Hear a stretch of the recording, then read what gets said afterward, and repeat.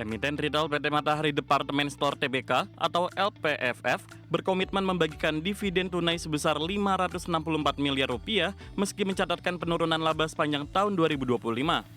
Di mana perseroan mengusulkan pembagian dividen sebesar Rp250 per saham atau setara 77,8% dari total laba bersih tahun buku 2025.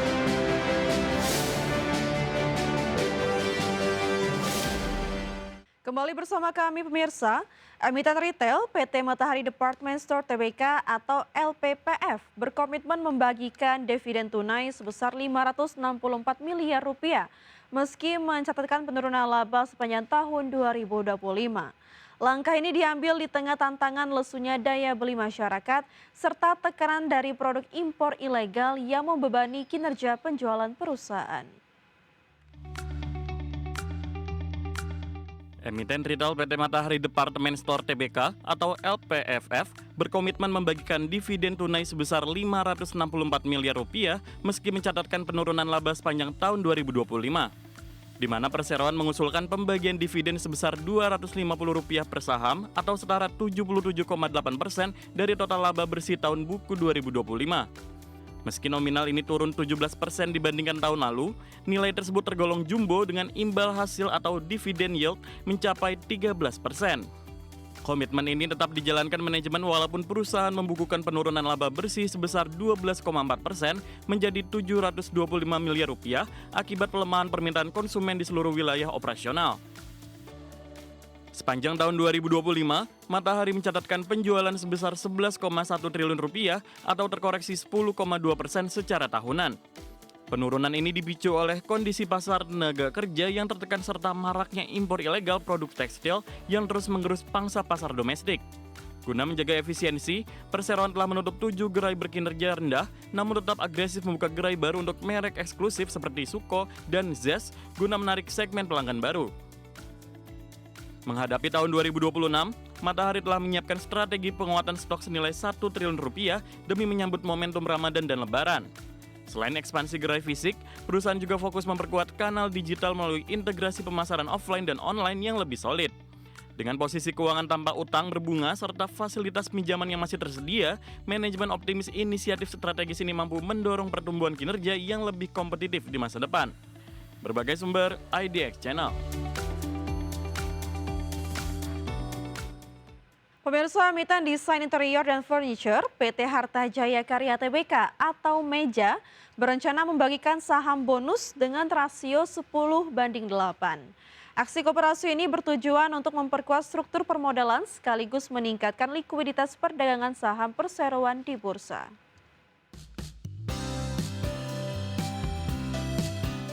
PT Harta Jaya Karya Tbk akan mengeluarkan 1,7 miliar lembar saham baru sebagai saham bonus bagi para pemegang sahamnya. Total nilai saham bonus tersebut mencapai Rp35,7 miliar yang berasal dari kapitalisasi tambahan modal di setor atau agio saham hasil penawaran umum perdana pada tahun 2024 lalu. Manajemen Meja menegaskan bahwa pembagian ini bukan merupakan dividen saham, melainkan strategi untuk memberikan manfaat optimal bagi investasi para pemegang saham secara proporsional. Langkah ini diharapkan dapat menambah likuiditas perdagangan saham Meja di Bursa Efek Indonesia, sehingga lebih menarik bagi para investor retail maupun institusi. Mekanisme pembagian akan dilakukan dengan pembulatan ke bawah atau round down bagi pemegang saham yang mendapatkan pecahan saham. Dengan struktur permodalan yang lebih kuat, perseroan optimistis dapat terus berekspansi dan memberikan imbal hasil yang lebih baik bagi pemangku kepentingan di masa depan. Perseroan menjadwalkan rapat umum pemegang saham luar biasa atau RUPSLB pada 8 April mendatang untuk menyetujui rencana besar tersebut. Adapun periode perdagangan dengan hak atas saham bonus atau KUM bonus di pasar reguler ditetapkan pada 16 April 2026. Jika berjalan sesuai rencana, pendistribusian saham bonus kepada pemegang saham yang berhak akan dilaksanakan secara serentak pada 8 Mei 2026 mendatang. Berbagai sumber IDX Channel.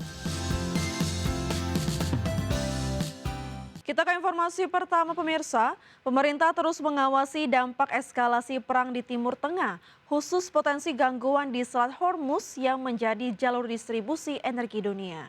Penutupan Selat Hormuz akan berdampak pada harga minyak dunia yang berpotensi memicu kenaikan biaya produksi lintas sektor. Eskalasi perang di Timur Tengah yang kian memanas menimbulkan kekhawatiran khususnya di sektor perdagangan global. Salah satu risiko terbesar yang dicermati yakni potensi gangguan di Selat Hormuz yang menjadi jalur distribusi energi dunia. Penutupan Selat Hormuz dipastikan akan berdampak pada harga minyak dunia. Menteri Perdagangan Budi Santoso menyebut lonjakan harga minyak dunia berpotensi memicu kenaikan biaya produksi lintas sektor, mulai dari industri manufaktur, kegiatan ekspor, hingga harga barang di pasar domestik bisa ikut terdorong naik. Beban biaya logistik dan bahan baku yang meningkat juga berisiko menggerus daya saing produk Indonesia di pasar internasional. Ya, misalnya kan bahan bakar ya, pasti kan akan naik. Pasti kalau itu memang benar terjadi, ya sekali lagi mudah-mudahan enggak ya. Kalau itu benar terjadi, ya memang akan berdampak ke industri kita, ke ekspor kita, tidak hanya di Indonesia, ya ke semua negara. Ya makanya tadi yang pertama saya sampaikan tadi adalah pasar di dalam negeri itu harus kita jaga dengan baik. Kalau yang pasar luar negeri pasti semakin berdampak. Untuk meredam dampak tersebut, Kemendak berupaya meningkatkan ekspor ke market pasar negara-negara yang relatif tidak terdampak, hingga memaksimalkan berbagai stimulus guna dapat meningkatkan daya beli agar menopang pertumbuhan ekonomi di dalam negeri. Pemerintah juga akan meningkatkan kolaborasi bersama swasta dalam rangka menjaga daya beli masyarakat, seperti penyelenggaraan berbagai macam event, penyediaan diskon, hingga berbagai macam pasar murah yang diselenggarakan. Jakarta, Riki Anwar di IDX Channel. Ya, Badan Pusat Statistik masih mengkaji lebih lanjut potensi dampak konflik di Timur Tengah, termasuk eskalasi antara Iran, Israel, dan Amerika Serikat terhadap perdagangan Indonesia. Adapun pada awal Januari 2026, nilai perdagangan Indonesia dengan Iran mencapai 18,5 juta dolar Amerika Serikat. Badan Pusat Statistik menyatakan dampak memanasnya konflik antara Iran dan Israel terhadap perekonomian Indonesia masih harus dikaji lebih dalam. Meski suasana eskalasi konflik terus meningkat, Deputi Bidang Distribusi dan Jasa BPS Ateng Hartono mengaku masih membutuhkan kajian lebih dalam untuk mengukur risiko ekonomi yang mungkin terjadi. Berdasarkan data BPS, nilai ekspor Indonesia ke Iran pada Januari 2026 tercatat sebesar 18,5 juta dolar Amerika. Adapun komoditas utama yang diekspor meliputi buah-buahan senilai 9,1 juta dolar, lemak dan minyak hewan nabati 2,1 juta dolar, serta kendaraan dan bagiannya 2 juta dolar Amerika. Sementara itu, impor non-migas Indonesia dari Iran relatif kecil dan didominasi buah-buahan sebesar 2 juta dolar atau sekitar 94% total impor dari Iran, disusul mesin dan perlengkapan mekanis sebesar 113,4 ribu dolar. Surplus yang menipis pada Januari tadi 2026 menurut Mas Dani ya dibandingkan Desember 2005 karena penurunan ekspor ya. Pada Januari 2026, nah penurunan ekspor tersebut lebih dalam jika dibandingkan dengan penurunan impornya. Nah, Mas Dani, ya baik komoditas migas maupun non-migas sama-sama mengalami penurunan ekspor dan juga impornya. BPS menilai perhatian utama terkait potensi dampak konflik Timur Tengah justru tertuju pada negara-negara di sekitar jalur strategis Selat Hormuz seperti Oman dan Uni Emirat Arab. Adapun sepanjang 2025, impor non-migas Indonesia dari Oman mencapai 718,8 juta dolar, terutama berupa besi dan baja senilai 590,5 juta dolar. Dari Uni Emirat Arab, impor non-migas tercatat 1,4 miliar dolar dengan komoditas utama logam mulia dan perhiasan senilai 511,1 juta dolar. Jakarta, Raharjo Patmo, IDX Channel.